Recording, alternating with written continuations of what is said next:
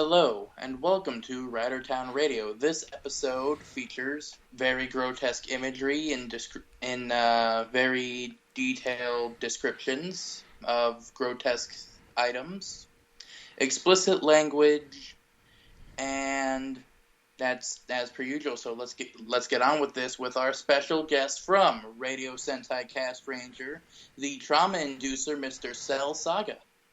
What's up? I'm Saga the Northcaster. How's it going, guys? Thanks for having me. Glad to have you on. If there's any topic that we would ever cover on the Comic Corner, where we don't actually talk about comics, this would probably be the best thing to have you on for, because... Thank you. Oh, what a joy this is.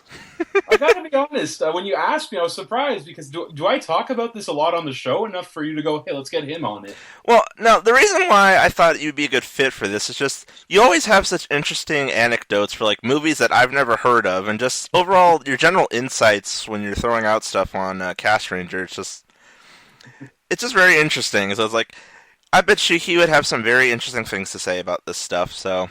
Yeah. So what are we talking about today? Today we are taking the Comic Corner into the Far East, over to Japan, and turning this into a manga corner of sorts. We are talking about Attack on Titan, specifically... Oh, I've never seen Attack on Titan. Oh, boy. More specifically, we're just covering the anime for this episode, and next time we will take care of the more interesting thing that they have with one of their spin-off properties, we'll just say that. Sorry, could you even classify that as a spin-off? Well, if they somehow manage to try and actually make a full-blown series out of it, who knows? But yeah, so just as a quick little bit of background for what we're talking about, Attack on Titan was originally a manga, started in 2009, but it really hit popularity when the anime came out in 2013 in Japan, and then in 2014 it hit Toonami, and... start our discussion off here. Let's just go around the room real quick. How did we all find out about this show? And since you are the guest, Cell, you may start. Well, I'll be honest, the first thing I ever knew about this show, period, was the theme song. Like, straight up. And I didn't even see the theme song first. I don't know if you remember, a few years ago, that was sort of a meme, was to take the theme song and put it to weird stuff. And the first Attack on Titan anything I saw was someone had taken the theme and put it over this Bollywood movie that I liked. And it just, like, it fit very well. And so I was just, oh, what is this? And my friend Stefano, he's really into anime as well. He just said, oh, this is from Attack on Titan. I'm like, what's that? And he showed me the first episode, and I thought, this is cool. I like gory, I like horror, and I just thought it was interesting. Okay, how about you, Noble? Sometimes people share those videos on like Facebook and stuff where people take like anime openings and they have the what it sounds like in American in it kind of thing. So basically like English dubbing it, sort of, or... Sort of, but like translating what they say to like how it's to like phonetically translate it to English. Oh, it's like the misheard lyrics type deal. Yeah, it was one of those, and I was like, "That's weird. I'll check this show out." And I saw it was on Netflix, so I watched it. My exposure to this show is because of Jacksepticeye. And what happened is that I was watching one of his Yandere simulator videos, and I believe it was the first one. So he's just like messing around, goofing off, and like hitting all the buttons and stuff. And one of the buttons he hits turned like all the girls into Titans, and he's like, "Huh, well that's interesting." Whoa. But what really caught me when he was doing that was the theme song. It's like, because it's playing in the background, it's like, okay, that song sounds really cool. So I looked it up, and it's like, this is awesome. I just basically ended up like listening to it on loop for like hours afterwards, and then eventually I decided to go and look into the show. However, what I ended up doing was I actually went and looked at one of the movies that had come out, and I saw that first, which that was an interesting way to see this world, and then I decided to actually watch the anime, and yeah, I've now seen it 4 times this year. That's interesting, though. The way we all got into it started with the song. Yeah. It's a badass song. Like, It is. you cannot deny that song. It's such a hype tune. Yeah. But, so when you guys actually started watching it, though, what kind of made you go, okay, I'm going to keep going with this? Well, for me, as I said, I'd already seen like the first half of the live-action movie, so it's like I had an idea of what this world was like, but I wanted to see what it was like in the anime, and plus, I'd seen or heard the theme song so many times, I figured I should probably check this out. So when I actually started watching it, I was out of town with my family for my cousin's wedding, and there was like one of the days where it was just we were all hooked up in the hotel room, so I figured, I'll just look at this thing up, and I had the Crunchyroll app on my iPad, and so I was just like laying there watching this, and it was very entertaining. It's like, lots of gore. It's pretty dark, which I like darker stuff, and just fun time. Yeah, for me it was more along the lines of just, It was right before I got into Toku, like as like an official Toku, so it was right before I found you guys. And I was just on Netflix, and I needed something to watch, and I was like, hey, I heard this show was good, and I like the theme song, so I'll watch it, and I enjoyed it. And as most of our listeners who've been listening from the beginning know, I like the gory stuff. That's why I liked Fies. Yes, you are our psychopath. There's a reason my thing is Ota. Yep. But yeah, so premise of this show, for those who may not be aware of this yet. Spoilers. Oh yes, we should also preface say that straight up spoilers for the anime and manga. Pretty much spoilers for the anime, possibly some for manga, because I know I don't really keep up with it, but I've seen a few things here and there, and then I've kept up a little bit. I haven't in a while, but I am at a certain point. So, but anyway, yeah. What's the premise of our show? Pretty much, humanity has been pushed to the brink of extinction by giant naked things, and they've decided to cower behind gigantic walls, and also as defense for fighting these things, should they ever need to, they've created these insane grappling things. But one day, all that peace and tranquility goes to hell when a really big titan shows up and basically breaks the wall. And then death and gore ensues. And revenge. Yep, and oh my goodness. I always had this joke, that like this entire show was made around the fact that the creator, I can't remember his name right now. Hajime Isayama. Isayama, yeah. I had this idea that Isayama only made the show because he came up with the idea for the omnidirectional gear, and just like, what can I use this in a story with? The most impractical grapples ever devised. Yeah, but holy crap, does it look cool when you actually see them in motion using it. That's it. Like that's part of the charm of the show is its movement. Yeah. I'm not saying the animation. The animation's great, but the way the show moves is so interesting. Yeah, it's fast. Yeah, with all the camera movements and just watching them zip around on the gear, and then all the slashing attacks with the blades and stuff, yeah. Yes, they're blades, the giant X-Acto knives. Is what they are. Yeah, pretty much. They're just giant X-Acto knives, but they do what they're meant to, and that's cut titan flesh, so. So yeah, you got these things, and it's an interesting idea, like, in terms of, like, this is a pretty new monster Isayama created. You know what I mean? Yeah, it's just giant naked people with giant men. Although they are genderless technically because they don't have any junk. Pretty much. And their way of exterminating people is by eating them. Yeah, and then throwing them up into giant piles of goop. Which and it's true because like that's something they bring up in the series. That like these titans they're not eating for nourishment. I know the reason why they're eating people now, but I won't say it unless you guys want me to. But it was interesting. Like, why are they eating people if they don't even get anything out of it? That was what was weird to me. Yeah, pretty much they're not eating for nourishment, they're just eating to kill. And But then also again, sunlight. that was one of my first questions. Why eat it? Because these things are shown. Like, there is occasional times where they'll smash, they'll step on. If it really was about extermination, why eat it? Because that actually slows it down technically, you know? Because they have to, like, you know, take their time on one person. So, like, that was one of my big questions, and I was glad to find out later there is a reason why they're specifically eating.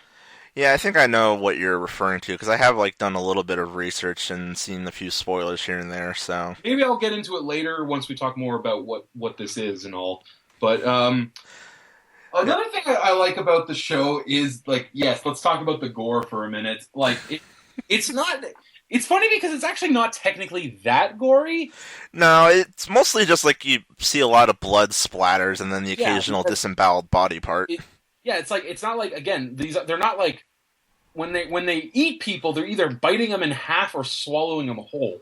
So there's not a lot of, like, you know, ripping guts out and stuff. It's mostly just one big splatter of blood. Yeah, you don't really see like entrails and stuff. The most you'll see is like cut off arms or legs or Yeah. people chopped in half. Or I think there's one scene where one guy you actually see him getting his head bitten clean off. Yeah, that there is those scenes, and it's funny. I don't know if you guys remember this. A few years ago, it was a meme in Japan to use forced perspective to make it look like school friends were like eating each other, and that was directly because of this. I had not heard of that. No, That look it sounds up. insane. It was a thing a few years ago. It was a meme kinda in creepy. Japan, like, for like them to like put on like their Twitters and stuff. Well, it's Japan. I could easily believe that. Remember that one that was floating around a few years ago about like the pregnancy test? That one, No? Yeah, I remember that one. no, that's a mystery to me. I'd not heard about that one. That meme. Yeah, I know a little too much about Japanese memes, apparently. Indeed, apparently, but yeah. I always found it was funny too how, like, there are so many animes where, like, everyone says they wish they could be in that world, and this is like No, the thank only you. like, because, like, at the end of the day, Attack on Titan is a mainstream anime. It really is. Yeah, pretty much at this point. Like, it's a mature anime, but everyone's seen it, right? It's like one of the only mainstreams I've never heard anyone say they'd actually want to live in. I've heard people say they want to live in the Full Metal world, but, like, let's be honest, no one wants to go to Attack on Titan world. No, literally the only thing from AOT that would be interesting to see brought to reality is basically the ODM gear. But then again, considering the way those things work, Like, The, you're gonna end up as a stain on the wall the minute you try to actually applying that to real life. you're either going to end up as a stain on the wall or you're going to end up accidentally hanging yourself because you somehow wrap the cord around your neck while you're doing flips and stuff. Exactly. There is something to that.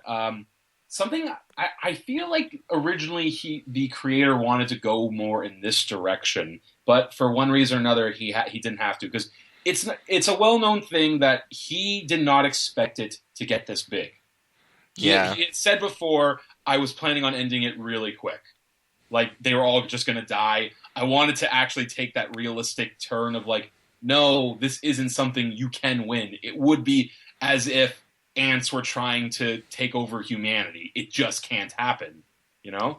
Yeah, but then the popularity basically is like, okay, I need to rethink this. Exactly. And that's why I think we're not going to ever get to this point anymore. But it's a theme earlier on in the series, and I wish they would explore it more, because it's a very dark theme, and it's one that, like, unfortunately is a real reality in our world, and it's like one of the worst things you can possibly think of. Child soldiers. Yeah. Which is what the bulk of this army is made up of. Yeah, it's just kind of interesting when you actually really think about it. And it's like, yeah, these guys are like in their teen years and they're busy fighting these creepy ass giants, and it's like, that has gotta scar you big time. And it does. We see it throughout the series, and, like, you get some character development that way, where it's just like, yeah, this is messed up to the 9th degree here, where it's just like, one of the best examples I can think of, there's a scene earlier on in the show during, like, the siege of Trost, where you see this one kid, like, he's loading his gun, and they're asking, "What are you going to do with that?" And he just blows his head off. Yeah, I remember that one. Yeah, I remember that. Yeah. This is like, And, sorry, go ahead. no, it's just like, yep, he's basically just committed suicide. Like, I remember, I think when I was first watching this back in February, and it's like I was watching that scene, it's like, and that guy's going to stick that gun in his mouth because there's no way that's going to do anything to a Titan. And oh, hey, look, I was right. There you go. And it goes with the whole thing. He's a kid. He's not emotionally capable of handling this.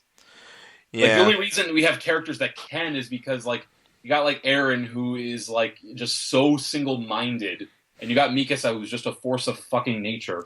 pretty much the ultimate badass of the main trio. Yeah. Well, you have to be an ultimate badass when you're the last of your kind. Yeah, that was another big theme of the series is extermination, and they actually that's when they actually go with a little more. When you find out, like, I like when in anime they point out why do they look white. In this case, they are. They're the majority of this culture at this point is, I think, in the actual series supposed to be German. Yeah, that's what I was Like, thinking. Is like, going off of last names at least. Yeah. yeah, just based on last names and like location wise, because I don't think there's any place in Japan that looks like that. No, exactly. And they make a point of saying, like, Mikasa is half Japanese, and she's like one of the only any Asian descent known at this point. I Pretty think they much. said that he's the only. Who? It was in the dub because I watched the dub, or not the dub, the sub, and I think they mentioned that it's not that she's one of the only Japanese; it's that she is the only Japanese. That's what the whole flashback where Eren goes all child murderer The best On that, scene, you like- mean? house. That was pretty amazing. Just seeing Aaron like going crazy as a kid, and it's like, damn, dude. There's actually an interesting slip there, though. Like, not a Freudian slip, I should say, but there's this point where after he saves Mikasa from the slavers, he says that those weren't men; they were animals in men's clothing, right? And that offers some good insight into the mind of our protagonist here, and that he is whacked out. Oh yeah, big time. Eren doesn't think humans can be bad. He thinks only monsters like Titans can be bad, you know? And it's actually it's interesting to see his like level of thinking in that. Like, that's why he's so straightforward. There is no like remorse in him at all for like anything. Yeah, pretty much. And then I like how like in the dub, when after all that's said and done, his dad's like scolding him. And it's like not for doing what he did because that was technically the right thing to do, but because he's being so careless with his life and all that. Yeah, like, It's like you're too young to be that reckless with your life, yeah. And then, like, 3 years later, I'm going to join the suicide group. basically. And of course his mom's all like, "No." Let's talk about our characters for a second. So first of all, we got Eren Yeager. He's our main. He's our white kid with black hair. Yep. And then we have Family. and then we have joining him as his best friend group. We have Armin, the blonde You got kid. He-Man. The smart one. Yep, our blonde brainiac, and then we have Mikasa, as we've already established, the ultra badass who just does not get phased by anything, pretty much. Someone, I think it was Jezu Otaku a few years ago. She brought this up. It's interesting. Our main trio make up the mind, body, and heart. Yeah, I remember seeing that video Yeah. because I went looking for it at some point. Armin is, he's the brain. He thinks things through. Eren, he doesn't think things through. He acts on impulse. And Mikasa, she is the strength. She is the core. She's what holds it all together. Pretty much, yeah. And together they form Captain Planet. Well, Captain Planet could end this in a day. Yeah, especially if it's the Don Cheadle one. Oh, God, I remember that. All the Titans are trees. Oh, no. That must have been an episode I've never seen because that sounds hysterical. No, it was I think it was a college humor skit. Yeah, I Oh, remember that. okay. I'll have to go look for that later. That sounds Let me hilarious. ask you, guys, even not even just those three characters, who would you say you like the most on this show? For me, it's a three-way tie between Mikasa, just because like she is super badass and she always keeps her cool head, and then there's the other obvious one of Levi, who's very similar in that regard, but at the same time, he's got his own flair for what he does. And then the other wacko from the series, Hanji, because she's just a riot. Hanji is great. Funny thing, I didn't know this until I looked it up. Apparently, in the manga, she was drawn to be very androgynous. And when referring to her, they never used words like him or her. Yeah, they just always refer to her by a name, or I think... Exactly. Oh, yeah, Hanja's over there. Oh, go get Hanjas. Yeah, Hanjas wants to see you. Like, and then, like, obviously for the show, they had to pick. Yeah. To be fair, they didn't have to, but... Yeah, and both the original Japanese and in the English dub, she's a female, and even in the live-action film, she's also female. She's a female at this point. And she's also the closest one in the entire movie that actually looks the role, but we'll get to that some other time. We'll talk about that another time. Yeah. And who would you say you're going with? Personally, this is going to be a big spoiler, but my favorite are the 3 Titan trios, if that makes any sense. I know what you mean. Should we just say spoilers at this point? Well, we already claimed spoilers, so yeah, here's some for the manga. Reiner and Berthold are the other 2 Titans. They are... Berthold is the Colossal Titan. Reiner is the Armored Titan. Which, if you look at him, it makes sense, considering he's got the same hair, basically, yeah. Yeah, when he first stood up, I was like, you're that armored dude, aren't you? I feel like that was an idea Isayama, is that his name? Yeah. Isayama had before, where he wanted to make all the Titans shifters look somewhat like what they would, which makes sense. But then he's like, but I need a mascot, damn it. I know, I'll remove the skin. Yeah. And also, fun fact about the armored one, he's apparently based on Brock Lesnar, of all people. I read about that. That is true. And Rogue Titan is based off a Japanese MMA fighter, I believe. But no, yeah, that is supposed... And it does look like Brock Lesnar, for God's sake. I know, I remember, I think it was, someone was doing an Attack on Titan, the Bridge series, and as soon as the Armored Titan shows up, out comes Brock Lesnar's entrance music, which is hysterical. See, I would say, actually, and this might be controversial in a sense of, like, who my favorite character in the show is. It's actually, my favorite character is Jean. Yeah, I can see that, because... He is so realistic and level-headed, and he's the only character who has an arc. Yeah, because, like, when you first meet him, he kind of comes off as, like, that stereotypical, oh, he's going to be the jerk foil to Eren, but then as... My father hears this. Like, he comes off as that. But then he realizes, oh shit, this is a real war going on. I have the means to help. I also have leadership skills, which he does. Yep. And he goes from there. Oh yeah, because wasn't he the one that was playing Marco Polo the entire time? Mm-hmm.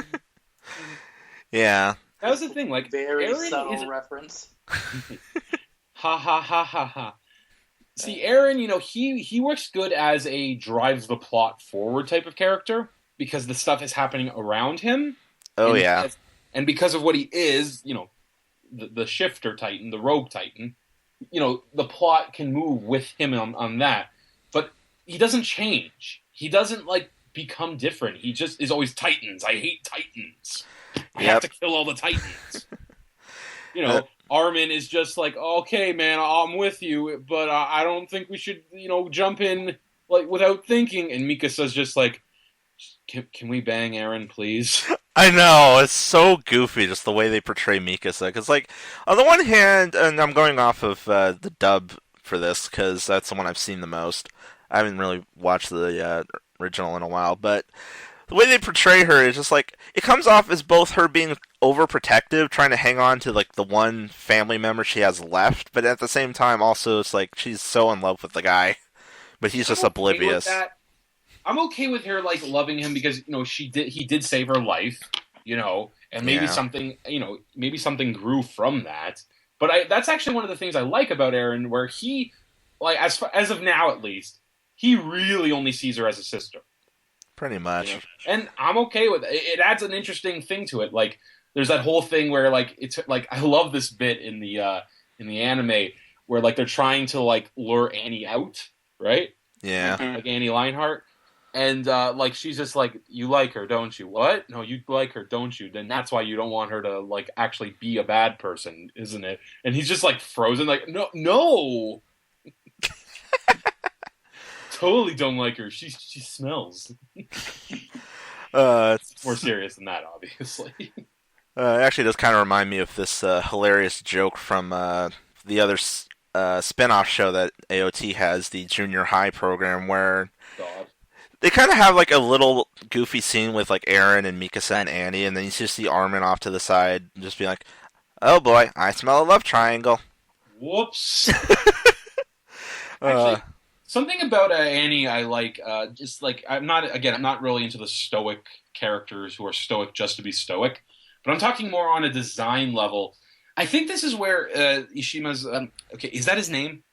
I believe his first name is Hajime. So Hajime. Yeah, so if you'd rather just call him that, you can just All right, go with Hajime. that. Like Hajime has this really good way of drawing white people.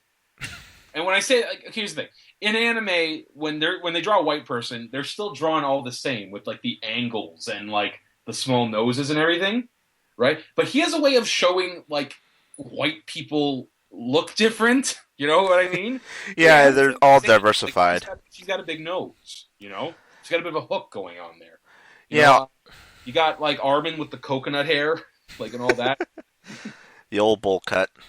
Yeah, and like they got straight like he's very good at cheekbones. I find like showing where the face is. Yeah, all the character designs in this are definitely diverse, and they all don't look like the same a lot of other animes tend to do. Yeah, and then when like it's great when he like because you could just tell he was just letting his brain run wild when he designed the Titans themselves. Oh Again, it's such an interesting idea. Like, because all they are basically are giants. Yep. Like, giants of old, right? Giants with no clothes. Yeah.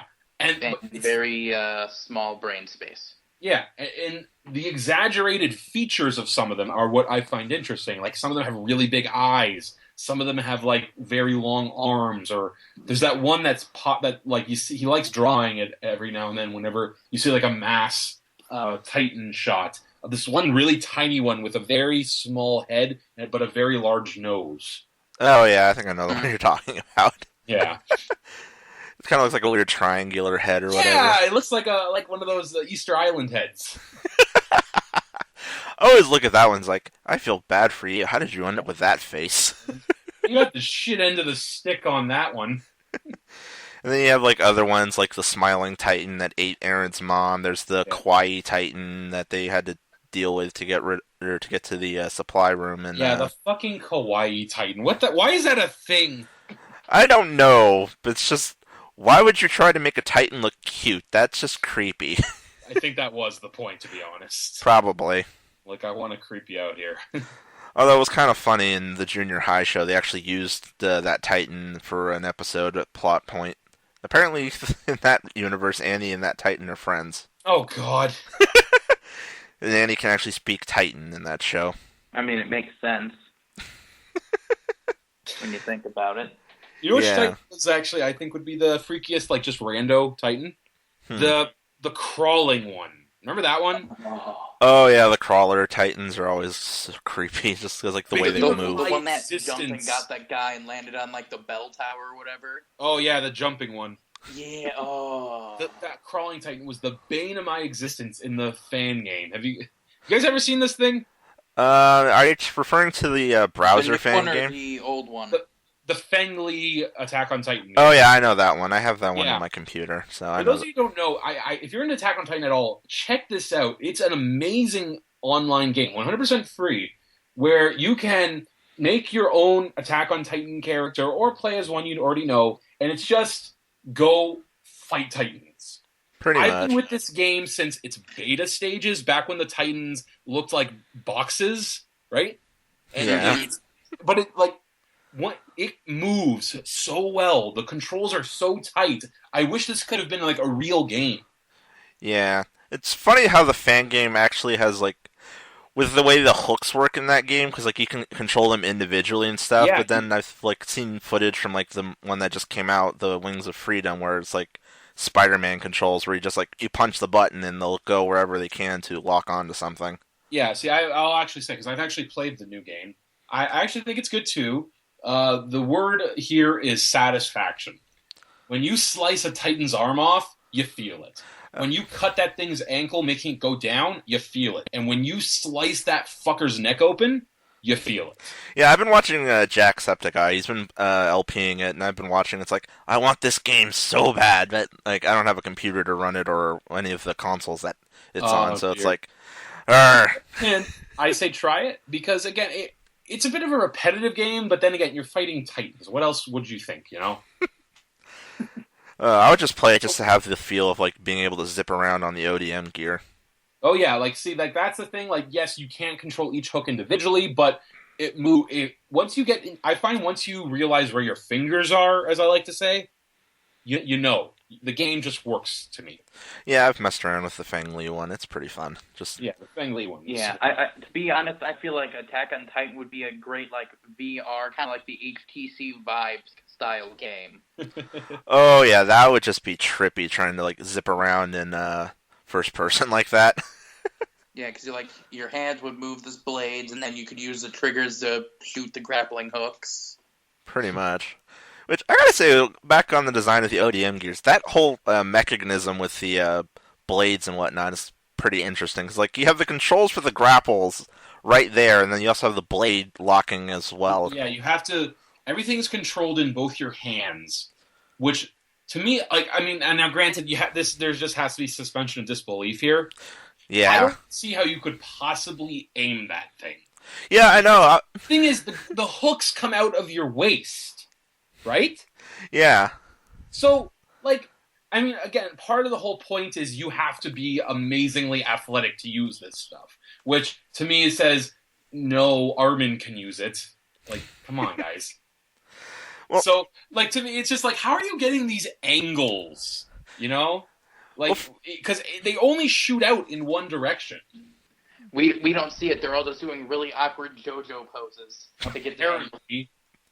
It's just, if you really look at the way this thing's built, it is very curious to see how it actually functions. Because you have the giant reels with the cords on their backs, and then the launchers on their waist. But if you actually look at it, it's like, how is the cord being fed into the launchers? It doesn't look like there's any feeding back on that thing. See, again, it goes to my theory that he came up with the design for this thing first, and then, like, just realized... Because I think originally, what he wanted to do, it was originally just supposed to be, this is how you get onto their necks. Because you look at, like, the placement of the two hooks to how about the size of the average Titan, they would go directly into the shoulder blades so you could get right on top of its neck and cut. Yeah, especially if you're like running around on top of the buildings and stuff, which you're usually doing. Exactly. Because if you're at ground level, there's no way you're going to pull that off. It's just like, again, suspension of disbelief you have to have. This is a show where giant naked dudes are eating people. I'll buy it.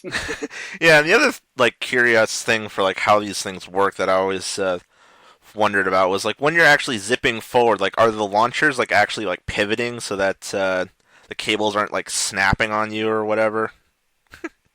Like it's interesting. It's interesting to say the least. Yeah, just like trying to figure out the logistics of how this would function is an interesting way to spend some time. But you know what? Again, I kind of give the guy credit because I don't think he was thinking that far ahead. I think he just wanted to come up with something cool, you know? And he definitely succeeded with that. I will not deny that. I'm okay with that. And I'm not okay with that. It's cool and absolutely absurd, and we love it. Absurd is a very good word for this show. I remember when this first got big, I remember someone comparing it to The Walking Dead in terms of how, at the end of the day, it's not the zombies, or in this case, the Titans, that are actually the danger. It's the people themselves. Yeah. And at the time, I didn't buy it. But as I read the manga, that's actually a very accurate statement. Well, yeah, because you got like Titan shifters all over the place, seemingly like Not trying even to. the Titan shifters. If you read the manga, it becomes very political. Well, there's some scenes even in like the anime where it's very political. Like you have the whole scene with Eren on trial and whatnot, and everyone's trying to like get their hands on him and whatnot. It's like that's very political based right there. Just like the way everyone's acting and all that. Yeah. And like I said, as it goes on, it just becomes even more like the honest to God, like it becomes a fight for power of the walls as time goes on. Like we're all but forgetting that there's a basement we have to find. Oh yeah, and I read these spoilers for what's actually down there. That's like, I haven't yet, so that's interesting. It's interesting, yeah. This show. Yeah. One of the other things about this show, which I definitely feel helps with the atmosphere and whatnot, is the soundtrack. Because this is probably one of the most epic anime soundtracks I've ever heard. It really knows how to like make you like believe they have a chance. And then just at the last second, that was a big thing in the show. I remember that was like where everyone's head just went, what? Was like how the show did a very good job of showing off this is a hopeless situation we're in. There is no way out of this. Then, like, as they go through training, it starts becoming a fucking slice of life anime for an episode where it's just like, guys, we're gonna make it. We're gonna do okay. Hey, aren't we good? Oh God, there's the Titans. Yeah, pretty much is like I think episode 5, I want to say, where it's like they're sitting on top of the wall after they've completed training, and it's like they're just doing maintenance on the cannons, and suddenly, hey, Colossal Titan. Yeah, that was a great shot. Because somehow... I'm talking about after that, though. Like, once they're all like, is everyone okay? Yeah, we're okay. But the Titans are getting in. I guess we're going to have to go get them. Hey, let's see who can get the most. Yeah. Oh, we're dying. Yup. And even then, it's like, during that whole sequence, is like, Eren actually gets his legs snapped off and then eaten, and it's like, holy crap, did they actually just kill the main character? Of course not, but... There was a bit of that for a minute to me, where it was just like, did they... And I thought, again, like, until I knew about, oh, wait, there's no way that's not Eren. He's got the same hair, like, you know, when, like, for a minute, I was like, oh, did he actually do that, where, like, you were building up that Eren was the main character, but because... like, he is this cocky and this, like, single-minded, no one like that could survive in this world? And then, like, Armin would become the main character or something? I thought he was really going to do that for a minute. Yeah, that would have been an interesting twist. Eren was the main character, but it was me, Mikasa. Yeah, that was interesting to see, especially for me, because, like, again, I watched this in reverse order, where I saw the live-action movie, or at least the first half of it first, which does show Eren going Titan mode. It's like, well, didn't see that coming. So yeah. I knew it was going to happen in the anime, but I didn't realize it was going to be that early.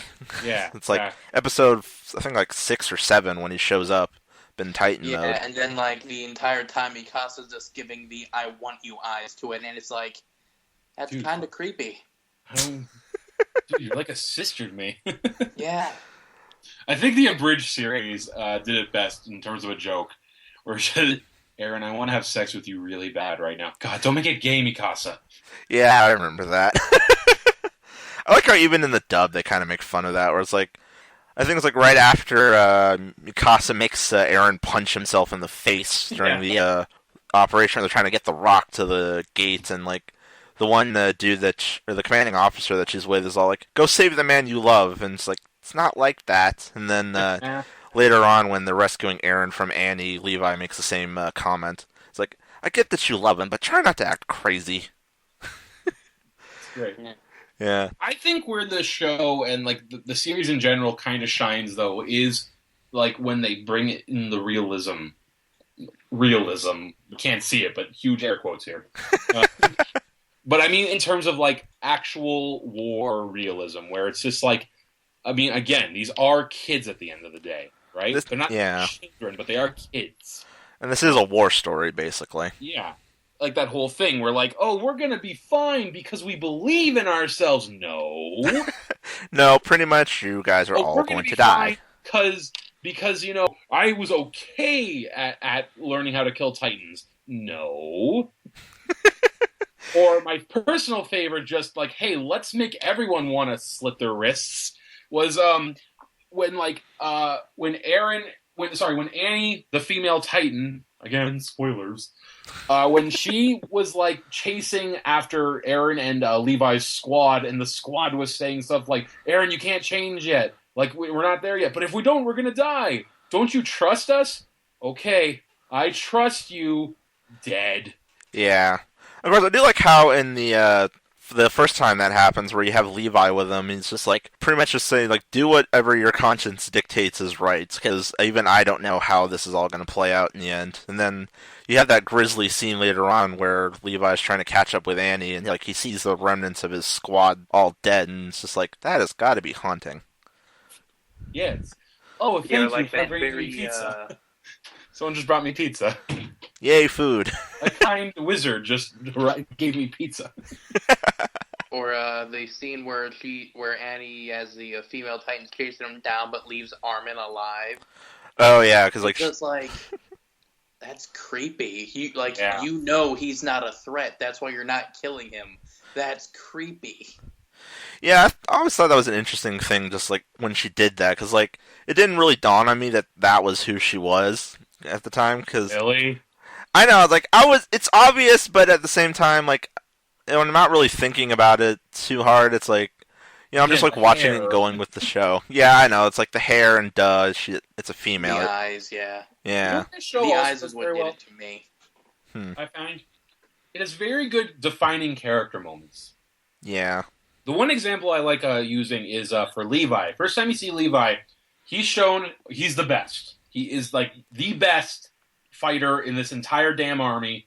He could get this job done if you just gave him some time, you know? Yeah, I think if I remember correctly, the first time we actually see him on screen, it's like right before the Survey Corps is about to go out on a mission, and like someone in the crowd yells out, "Hey, there's Levi! He's an entire platoon onto himself," and he's just like, But I'm actually talking about the moment where we see it's on their right before they were called back to Tross. "Oh yeah," You when then the you see some rando stuck in a Titan's mouth, right? yeah, And then we see Levi zip by, kill the Titan, and get blood all over his hands, right? And this is where we learn that Levi is a neat freak, right? And he's yeah, like, "Oh, this is gross. I hate this." Ugh, right? But then you see his comrades dying right there, and it's like, "Levi, please take my hand." Hand is covered in blood. Some Grabs it shows what anyway. they might have done was, no, I don't want to do that. Motherfucker didn't even think twice about grabbing this guy's hand as he was dying. yeah. That is a pretty good moment We for him. just saw he hates blood so much he is like physically repulsed if it touches him. Then he just Yep. takes this blood-covered hand to comfort someone. Yep. Oh, this guy is awesome. Oh yeah. He's a total badass and he cares about his team. What's not to like? And then isn't in the English dub, isn't he voiced by Matthew Mercer? Yes, he is, and my gosh, that is such a great voice for Levi. I have not seen the dub yet. Oh, you should. It's I the have to check it cast. out. The cast and the dub just make it a lot of fun to watch. The only person who's kind of a grater on the ears is Josh Grell as Armin.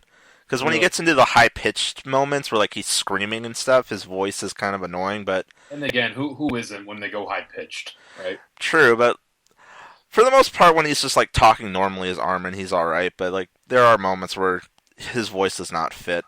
Yeah, I heard there's a joke line in the series in the dub where it's right before they get to the forest, right? Yeah. And apparently in the actual dub they say like, "Oh, those are some big ass trees" or something to that effect.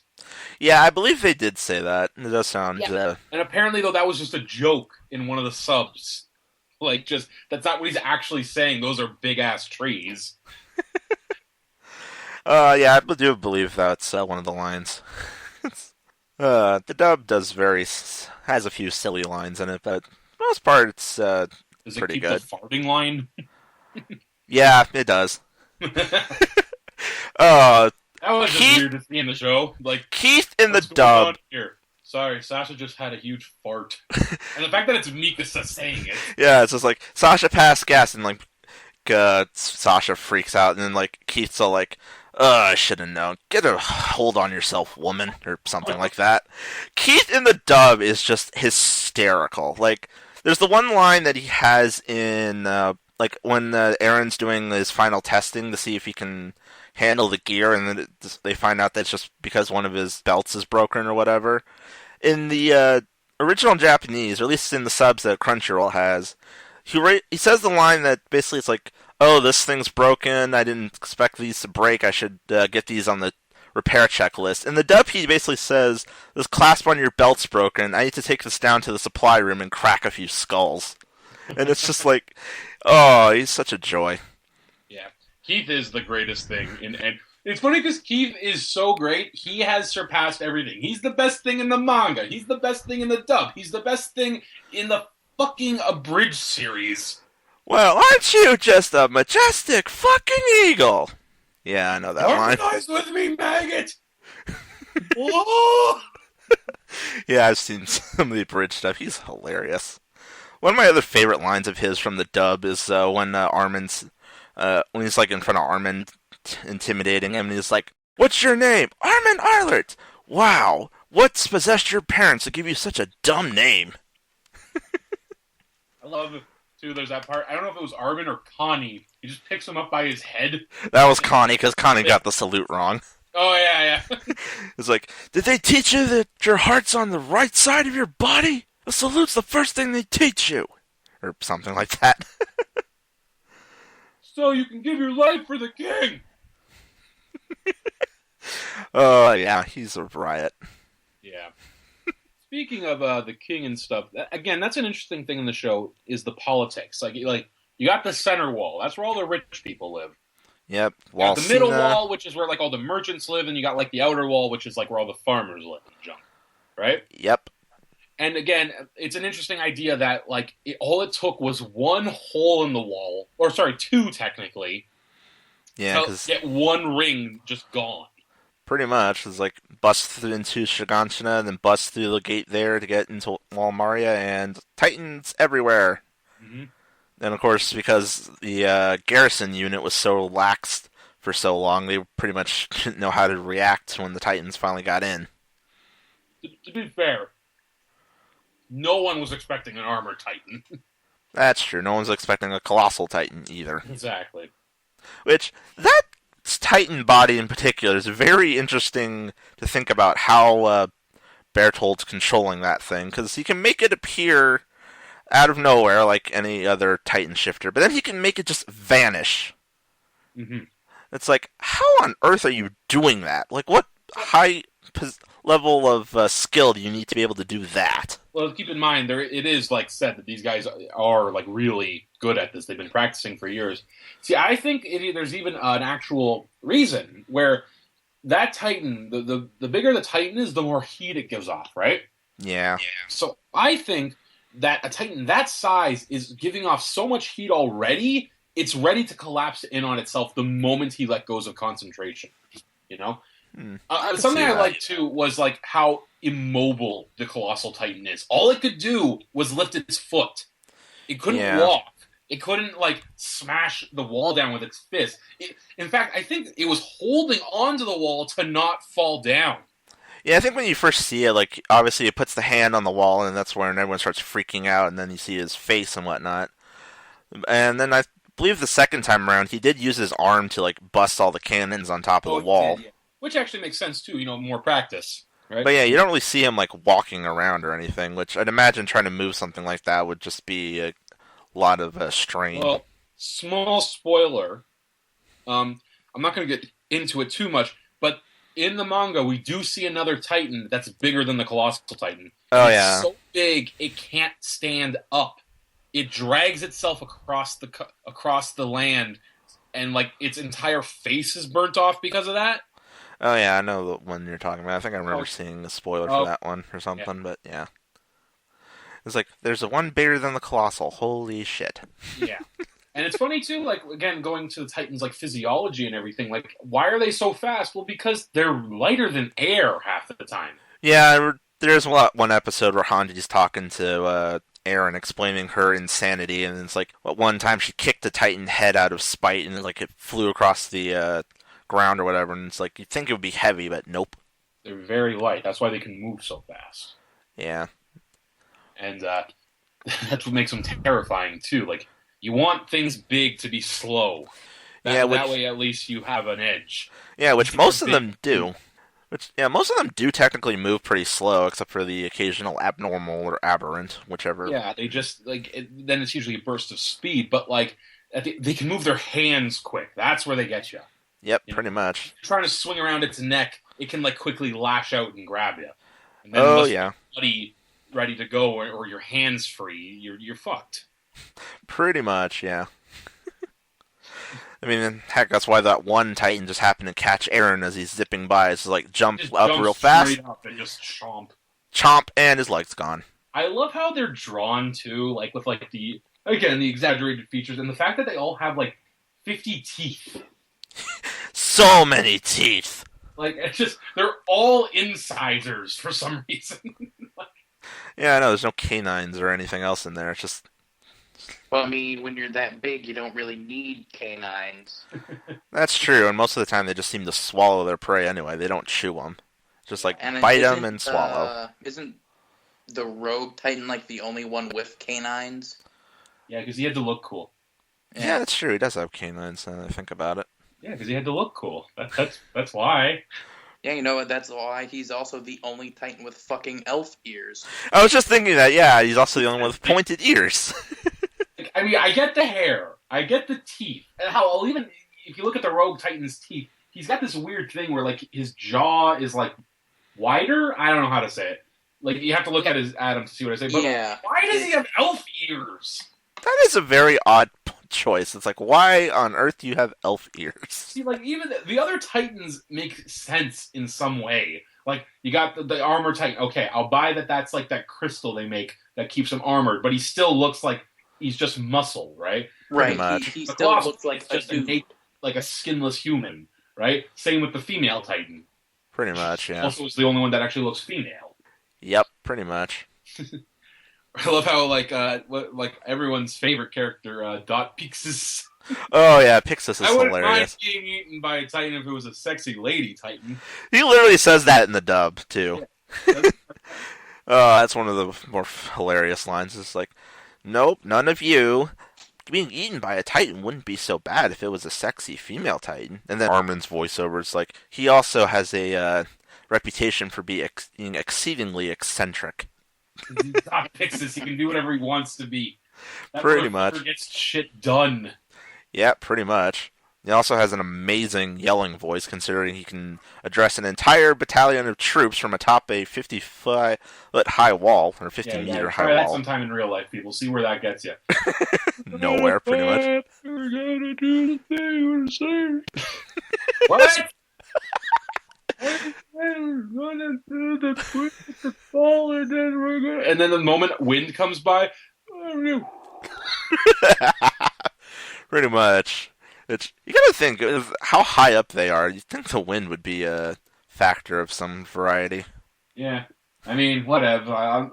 That's just fiction in general. Everyone forgets that the higher up, the stronger the wind is. I'm not gonna give them shit for that. I don't give anyone shit for not taking into account that the wind would probably knock you off. That's pretty much like how in a lot of fiction everyone forgets.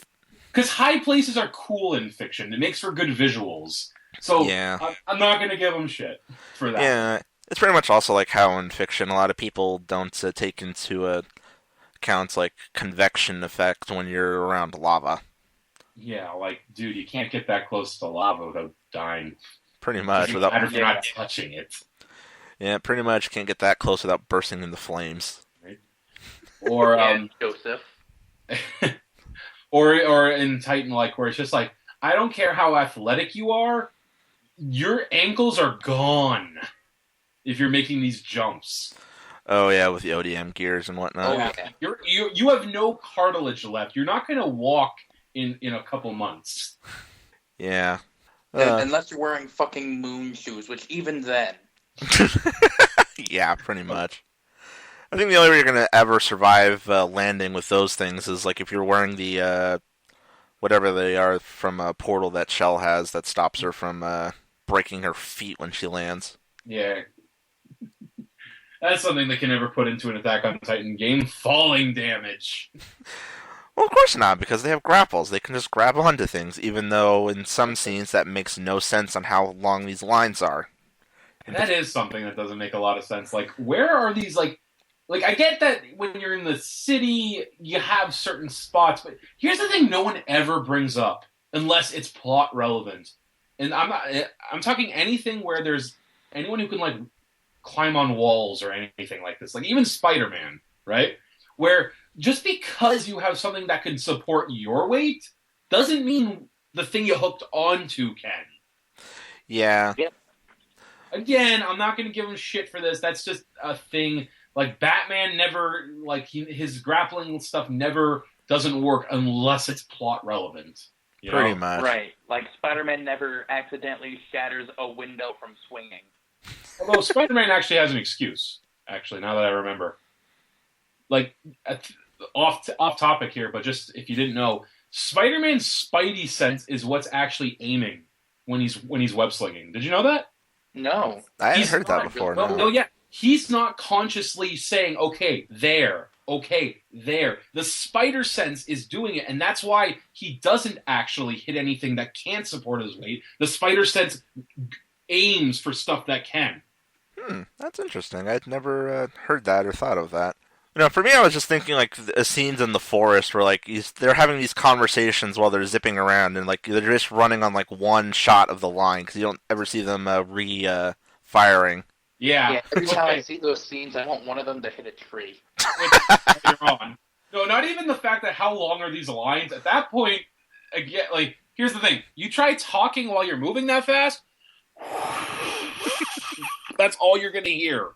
Yeah, pretty much. It's just Yeah. the rush of wind. Yeah, like, come on, people. Let's be realistic in this show about giants eating people. Come on. What is this, amateur hour? That was always just one of the things I always found kind of funny. Is just watching those particular scenes. It's like, Aaron, your cable should have run out about 20 feet ago. Like, how much? Like, when I go paintballing, my gas runs out in like 10 minutes. Like, you're using this to support your weight and like shoot 20 yards at a time. And keep yourself at the exact same way so the line stays completely straight. Yeah, Yeah, because you got to keep it taut the whole time, pretty much. exactly. And again, that does go with more what they're trying to do, which is, make something that looks cool. Good example is that time where the first time Aaron intentionally became the Rogue. Oh yeah, I was just thinking It's a about really that. cool shot of him like zipping through. It even includes a part where he's running. I like that. Yeah, it's like running on top of a Momentum. building, and Then he then jumps, bites his thumb, and boom. He's the Rogue Titan. yep, He's the angry Titan, as I called him at first. and then he tries to punch Mikasa for some reason. 'Cause plot. Yep, and then she makes him punch himself in the face, which is hilarious. Stop hitting yourself. Stop hitting yourself. Pretty much. Just like, Uh, and now you're unconscious. Good job. Did you ever see, going back a little, did you ever see there was a, 4-page comic? It was done with full rights and everything. Like, it was done for fun, where the Titans invade the Marvel Universe. Oh yeah, I did read that. That was Now, hilarious. I've heard about That was but meant to never be read it. fun, and I like that. It was cool to see Spider-Man evading a Titan. Yeah, it was like the Colossal Titan, I think, the Rogue Titan, and I forget if which other ones were in there, but yeah, I remember that one. I was just like, well, this is a crossover I never expected.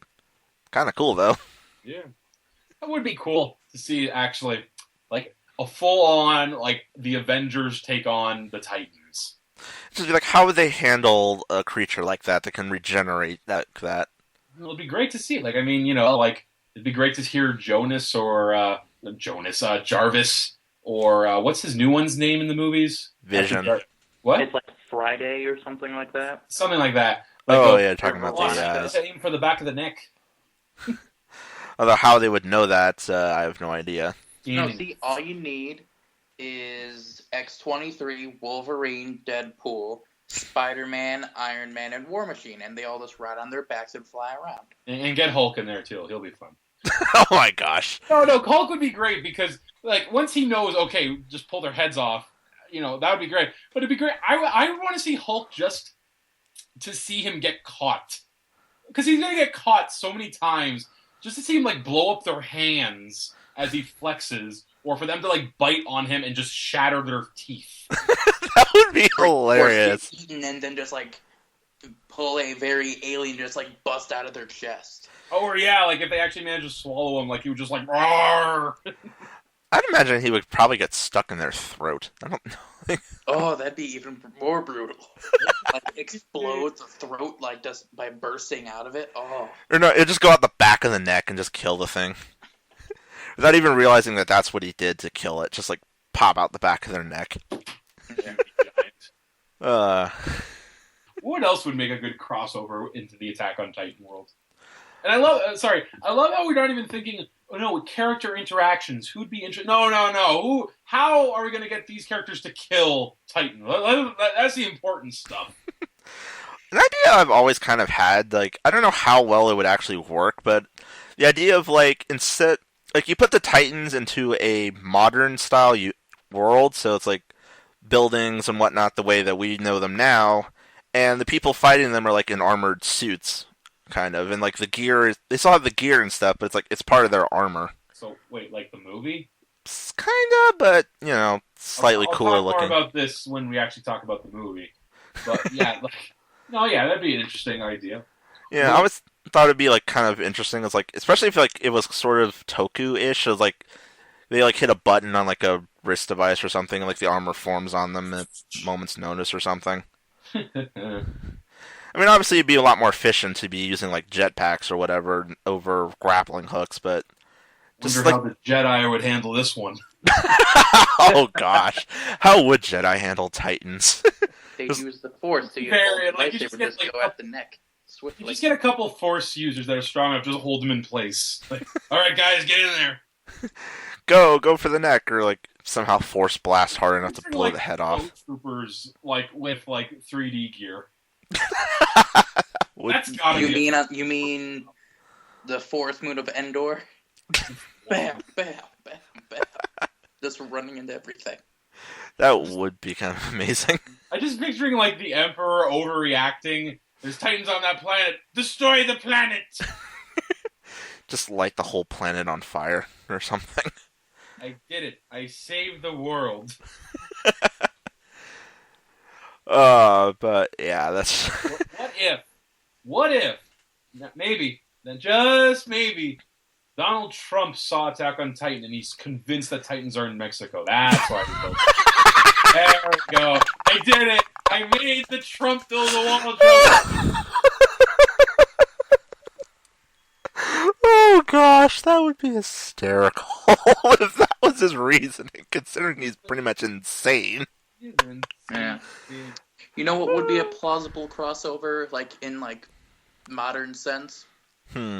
Super Sentai or Power Rangers. The Megazords are built to destroy the Titans. It's actually funny that you mentioned that, because I showed you that picture earlier where apparently some of the Dino Charge cast was at the film premiere last year. So you can actually see a bunch of them doing the salute. Interesting. Yeah, I believe it was the actors who played Riley. I think it was like the core 5. Well, it was, you had Yoshi, aka Koda, you had Tyler, you had Shelby, you had Riley, and then you had what is her name? Kendall. Yeah, Kendall. And then I saw a video on YouTube where someone was actually interviewing Shelby, Kendall, and Riley, and all three of them pretty much said they hadn't really seen any of Attack on Titan, but they knew people who liked it. I think Riley said that Yoshi was the one that really got him into it and whatnot. So they were all interested to see how the movie turned out. It's interesting to me how when people think of ideas hey, what if Power Rangers, Megazords, or Pacific Rim, Jaegers were in Attack on Titan? To me, that's not that interesting because here's the thing: Titans are big. They're not that big. No, they're not Like, really. the biggest one is 60 meters. 60 meters, that's only like what? Like 300 feet? Yeah, give or take. I'm probably way off on that one. Well, let's think. Like, a meter is like slightly longer than a It's yardstick. So 3.3 feet or something like that, or 3 point. It's 36 Look that up. inches. 60 meters in feet. I think it'd be like 180 feet ish, give or take. Almost 200 feet. Almost 200 feet tall. Okay. Okay, I'm gonna look up what is 200 feet tall. What building is 200 feet tall? It's funny, like you bring up like Megazords versus Titans. I was actually when I was digging around on YouTube, I actually did see like someone plugged in some Megazords and like Aaron's Titan form into like the Mugen fighting engine for some Mhm. reason. And I was just like, okay, that's an interesting mashup. I mean, it makes some Okay. sense. 200 feet is the wingspan of a 747. It's big plane, so Like yeah, a large plane. Like a large commercial plane. yeah, it's the type you ride for overseas trips and whatnot. Yeah. Interesting. So yeah, like Little Titans, like I mean that would be satisfying as all fuck to be like in a Jaeger just stepping on them like "Arr." Yeah, because like Jaegers are tall enough to be able to stand on the ocean floor. Yeah, right? Yeah. I always thought that was interesting with Pacific Rim. Was like you see in like the first or like in some of the shots they're like standing in the water, but then like later on they're actually under it. It's like The guy to get into the middle. it's like how tall are these things? That like in certain As spots they tall can as Guillermo stand. needs him to be for that scene, okay? Pretty much. Yeah, it's like it goes Jaegers, Megazords, Gundams, Titans, humans. There's a just giant clusterfuck brawl for you. Arrgh. I mean, that's from like tallest to smallest. Yeah, no, I assumed. I didn't Yeah. think humans were I could, the I could biggest see parts. Gundams taking on Titans, maybe. That'd be Maybe cool. not the full-on. I have like a million Gatling guns and rocket launchers in every single part of my body. Heavy arms. I'd like to see a Pat Labor take on a Titan. Ooh, that'd be interesting. Yeah. Or maybe like one of the Metal Gears. Oh, that would be interesting. Yeah. Or like one of those robot tanks from Ghost in the Shell. Oh yeah, those would be neat. How would So- Overwatch handle the Titan crisis? I don't know much about Overwatch, so I defer to you guys on that one. They took on a robot crisis. I believe they could handle it. It's just Genji and Hanzo just constantly using their ults. Right? Just Oh yeah, the two samurai are. I know one of them's a samurai. Like The other one's like an archer. They were Oh, originally yeah. going to be the same character where you would have both things, but they split them into two. which I Yeah. think actually turned out to be better. Yeah, Because neither of them are really samurai. One's a ninja, one's more of a ronin than anything else. yeah. and the ninja one just reminds me of Raiden from MGR. Yep. His Well, you were- suits are based off of Mountain Dew colors. They are, and Reapers are based off of Monster Energy drink. That's funny. And I think Soldier 76 is Pepsi. See. My What? generation. What flavor soda is your soldier or whatever? It's what you Because were I saying don't have way the game, earlier. it's default. It's what you were saying way earlier, though, man. I forgot to add in the music, especially the background music. Oh yeah, there's so many good tracks. My favorite track would have to have been the first time you see the Armored Titan, right? Yeah. Just the way it builds, man, as he's running towards the gate and like all the hopelessness of everything, and then just after he just smashes through it, just like the cooldown, the literal cooldown. Oh yeah, he's He just like breathes fire to let out the exhaust. yeah. That was thought it was an interesting choice for him. It's like he just does a fire blast to like cool off. Again, it makes sense. They give off so much heat, right? His whole thing, though, is that because he's armored, it can't escape him. But because he's the fastest Titan, he's building up so much. When it comes out, it's not even at this point steam or hot air. It's literally igniting. Yeah, That's a cool choice to me. yeah. But yeah, like soundtrack for this show is just very, very epic. And then like there's the certain songs that they use which have the German singing in it, which One of my particular favorites is actually literally called like Attack on Titan, and then the most obvious scene where you hear it, because like it's all over the place, but the one that sticks in my most recent memory is like I think episode 25, like right after Eren finally gets his butt in gear and to take on Annie. You just hear it in the background. Yeah, I think I know which one you're talking about. Yeah. And then there's the three tracks which actually have lyrics to them that you hear every so often, which... You have that, like, choir going on? Well, no, not those. It's the one. It's the ones that are more like insert songs that you would hear in like a Toku show or something. Oh, okay. I see what you mean. Yeah, and I actually have the names for them here. There's Reluctant Heroes, which the two examples for that I have here are in episode 3 after Eren succeeds at the Odium Gear training test. It's like after they figured out his thing's broken, it starts playing up, and like you hear it till the episode ends, and then in episode 9 when you see Levi in action in the abandoned city, it's pretty much playing all through there up until like you see him looking at his hand, and it's just like, ew, blood, disgusting. Ew. And then there's another one which is simply just labeled as DOA. I don't remember exactly what that stands for, if it stands for anything, but in most like emergency room stuff, it means dead on arrival. yeah, so that, which in this series it makes sense for that to be the name of it. Yeah, that should have been like the plaque right above the soldiers' barracks. Pretty much, yeah. Yeah, it's a couple examples of that one is in episode 4 when you see them doing the trainings against Titan dummies. It's in the forest, and then in episode 7 after Mikasa finds out that Eren's air quote dead and is all like, "All right, let's go get our stuff resupplied," and she goes on a bit of a rampage. Went on a rampage. And then the other one is Call Your Name, and the best example I have for that one is in episode 13 when Eren plugs the hole in the wall. Yeah, 'Cause it's like, that was like one of the crowning moments in that show. yeah. I like how there's someone on YouTube actually cut that section out and like uploaded it, and the title of the video is simply just "The First Victory," because that's basically what it is. Yeah. Yeah. But yeah, those are definitely add to it, just having those 3 insert songs as sparingly as they're used. And I have Reluctant Heroes and DOA in my iPod. Although, one downside of Reluctant Heroes is because it is a Japanese singer singing English lyrics, his accent does kind of make it difficult to understand what he's singing at times. There is the unfortunate time when there is a bit of English going on. Yeah. Yeah.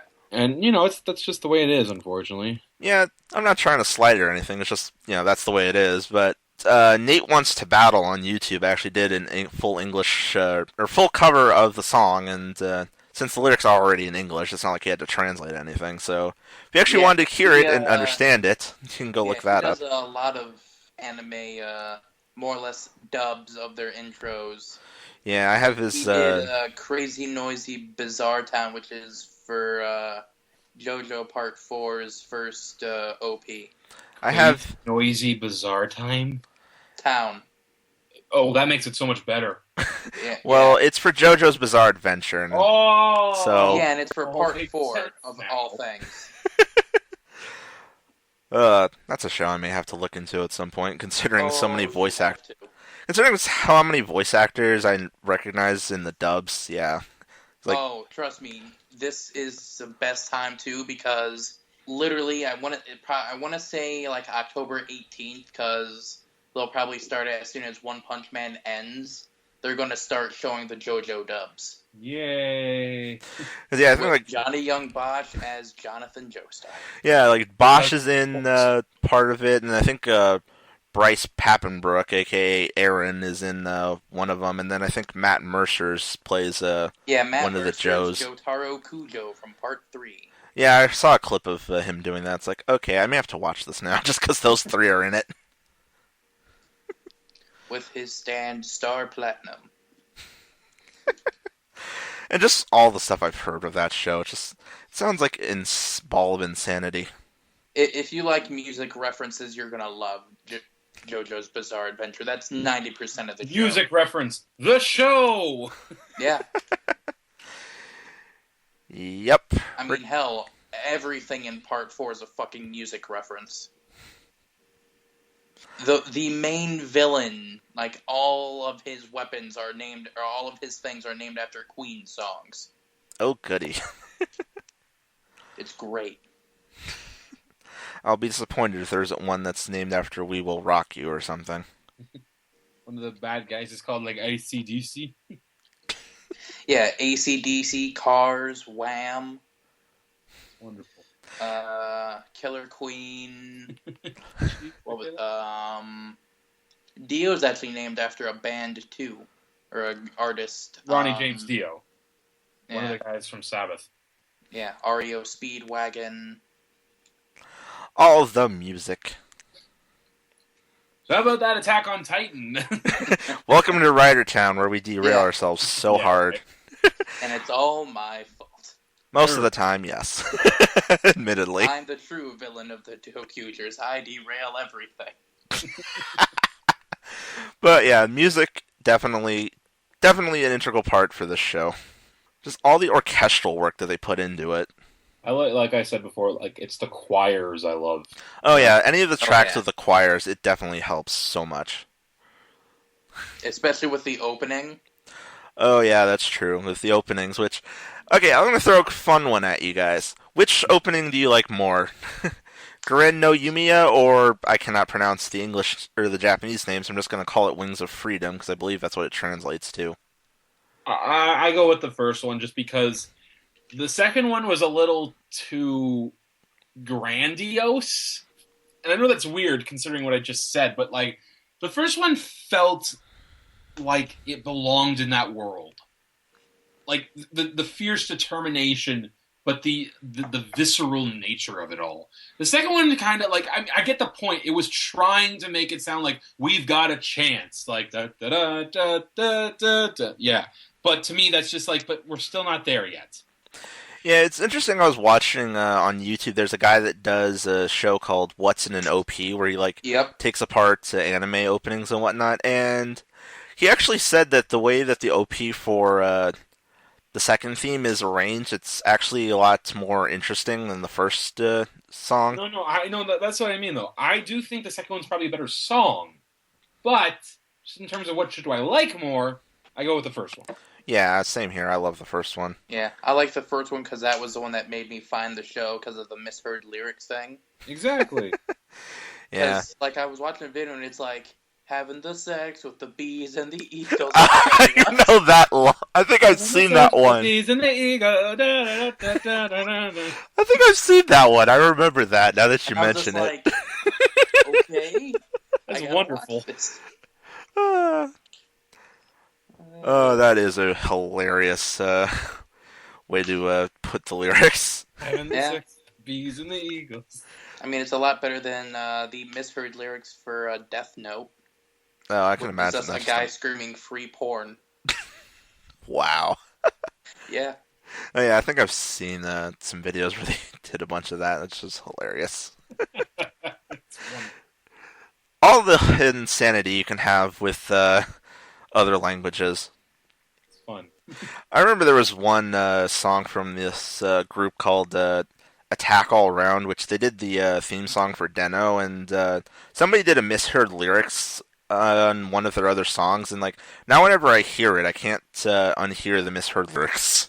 Yep. Don't you hate it when that happens? I know, it's just like, that's not the words, but I can't unhear them. Damn it. All the time.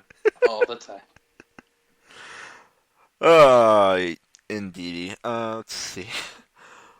What else is there we can talk about this? Do you guys remember the part where Levi was cleaning because he likes to clean? Yeah, when he had his Snow White moment. Yeah. Did you ever see that where someone like okay, so that shot of him like wearing like the mask and like the cleaning gear where he's opening the windows to let like the air out, whatever. Oh yeah. Like that scene from Beauty and the Beast. Bonjour, bonjour, bonjour, and just him. Yeah, I've seen that one. I've also seen like some people have like put that like captions on that GIF and it's like Time to see how many fucks I give. 0 or something like that. I don't know. I forget exactly what they worded, but it was like something silly like that. And it's like, The one I keep seeing is it's him opening the door and then a whole bunch of birds fly up like in fucking fairy tale movies and shit. there's just so much fun you can have with him. Mm-hmm. Uh, It's a lot better than the Titan porn gifs everyone makes oh, jeez. of the female Titan getting attacked by the rogue Titan. Oh, yeah, and they're fighting the forest when he, like, knocks her over and then just, like, gets on top of her. Yeah, because that's not fucking creepy. And then all he does is just roar at her. But still, that's weird. And then all he does is just roar at her. Yeah, Which, that's... interesting thing about that particular detail is the roars. Apparently, for some reason, they changed the way the roars sound in the dub. Because, like, in the original Japanese, they sound like actual people, just a little bit weird. Distorted. Yeah, and then in the dub, they don't really sound like that. They sound more animalistic. Yeah, I think that was the point, was to make them seem more beast than man. Yeah, it's just an interesting thing I noticed at some points. Like, huh, okay. Oh, weird. Yep, pretty much. But yeah, the changes between them are interesting. Again, I do need to check it out. Yeah.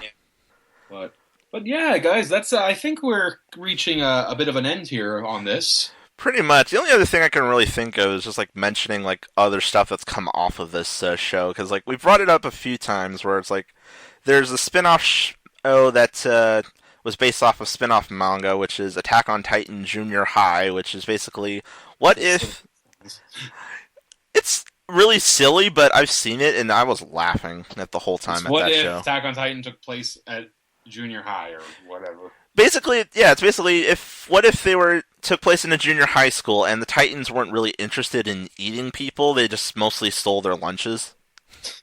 Get it? Yeah, I know, it's hilarious. And then like there's just like a whole bunch of like silly references to like things in the main show, like when like in the first episode you have like all the characters in the classroom and like doing introductions, and it's basically similar to the scene with them at the training camp, or like they're standing up, they're doing the salute, they're like saying what school they've moved to this one from, and then like you have Keith like standing there being intimidating and whatnot, and they even make reference to like Connie does it wrong, Sasha starts eating in the middle of class or whatever. There's just like so many goofy references in there, and like Hanji is still just the absolute star of that program.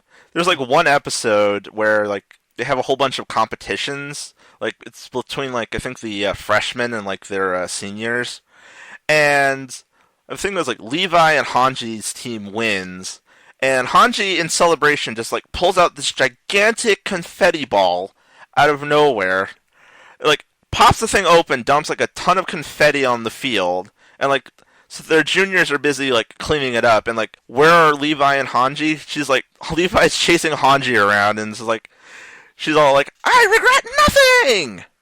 It's so goofy. Like, if you've seen Attack on Titan and you have a sense of humor, I would definitely recommend checking it out because it is really goofy, and like just like the way they play with some of the lines and whatnot from the show is really well done. So, and then of course this franchise has also spawned video games, as we've mentioned, both fan projects and actually official games. Like just recently they put out, I believe they call it The Wings of Freedom, which looks so much fun and I want to play it so bad. And then there is the other infamous thing, which we will be talking about next time on this show. Yes. The 2 live-action adaptations, which I believe Part 1 is just simply called Attack on Titan, and Part 2 is called Attack on Titan: The End of the World. Get it? Yeah, so with that, I think we will just go ahead and wrap up this discussion. So want to extend a thank you to our guest for joining us for this hour and a half almost of silliness and insanity. I want to thank you for having me in any time, guys. This was a lot of fun. I'm looking forward to being on next week. Oh yeah, because we are going to have so much fun talking about those. Yes. And I know you are definitely looking forward to that, Noble. Oh, yeah. Considering I sent the trailer of the movie in our group chat for Ridertown, and you didn't even look at it. All you had to see was the thumbnail, and it's like, I'm in. Yeah. Done here. Let's do this.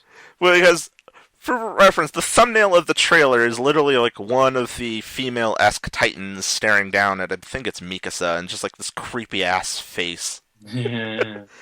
But yeah, so join us next time where we take apart those movies and just have a fun old time talking about them.